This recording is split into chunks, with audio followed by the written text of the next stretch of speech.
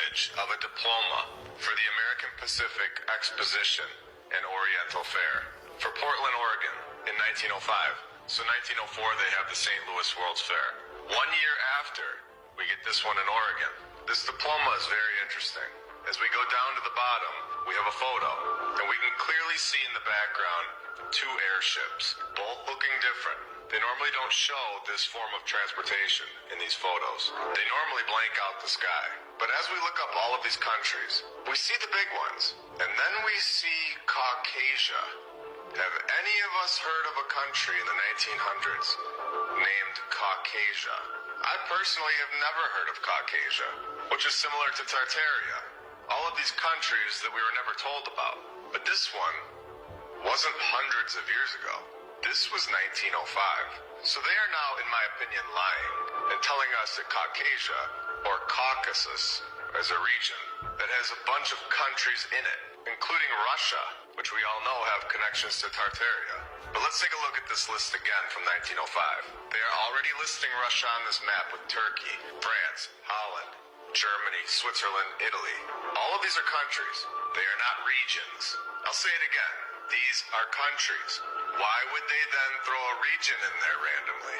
That doesn't make any sense. I think we are finding, in my opinion, that there is more land that we aren't being told about that was here in the 1900s. And I think Caucasia is being hidden from us right now. We were talking about Caucasia. Really quick, I want to just throw this in here. That there is another country that is clearly blurred out. I wonder if we weren't supposed to see that one. So we were given a photo with the airships in the background in the sky. So I went digging and found this photo from 1905, World's Fair in Oregon, showing more airships. And since I haven't really covered this topic yet on this channel, in my opinion, and a few others, this form of travel was all over the place. It wasn't just created in the 1800s, and the Hindenburg event was used as a scare tactic to make these airships look faulty, removing this free energy form of transportation technology out of our lives. Do you really think that they put a gas in these airships that would be so incredibly flammable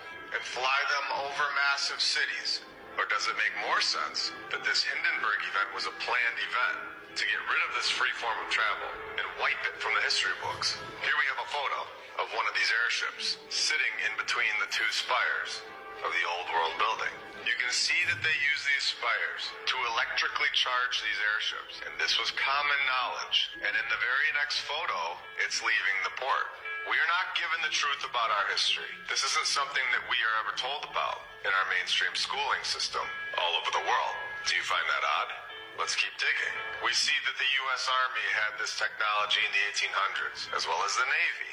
Now, this is a photo from July of 1931, and we clearly have an airship charging at the top of this building. So we have a lot going on here, and this was within the last 100 years. An airship charging at the top of this tower.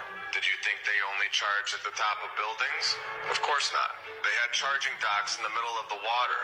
Here we have a photo of the U.S. Navy airship in 1924, charging from this boat.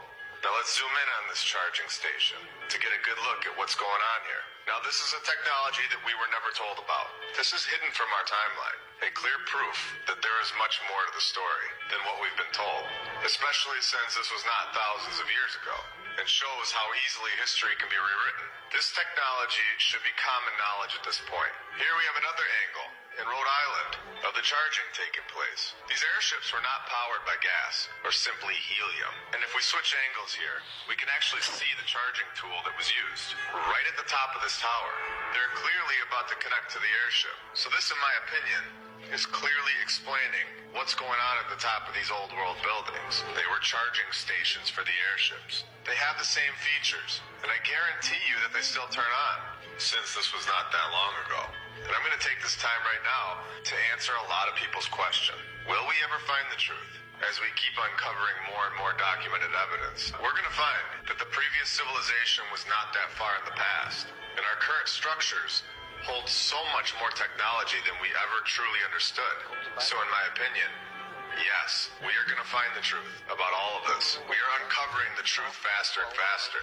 And this community gets bigger and bigger, with more and more people sharing their thoughts and knowledge. The mainstream history is becoming comedy hour at this point. So we can clearly see that these buildings all around the world may have had a second purpose, but they were without a doubt here to generate free energy, specifically for airships. And once you realize this, then we can go deeper and ask the question, was the previous civilization capable of using these buildings to power their flight that were so much more powerful, so much faster, and so much more incredible than an airship?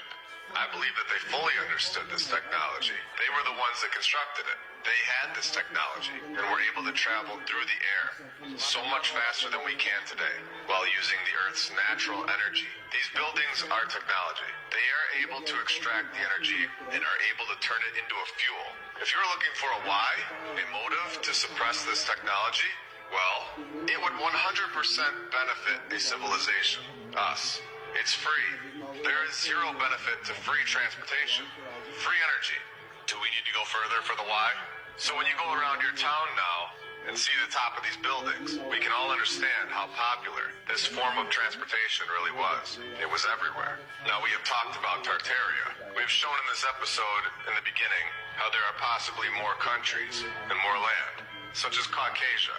So we have Tartaria, but we also have Barbaria, where you would get the term barbarians. And of course, again, have any of us heard of a place called Barbaria in history class? Maybe you have now, but in mainstream history, this is not something that is taught to us. We're not being told the truth about any of this. And we have many maps of a land called Barbaria. And I believe that these maps are from the previous civilization. They are not presented to us in the mainstream history. So it's our job to go find them in places that are not easily accessible.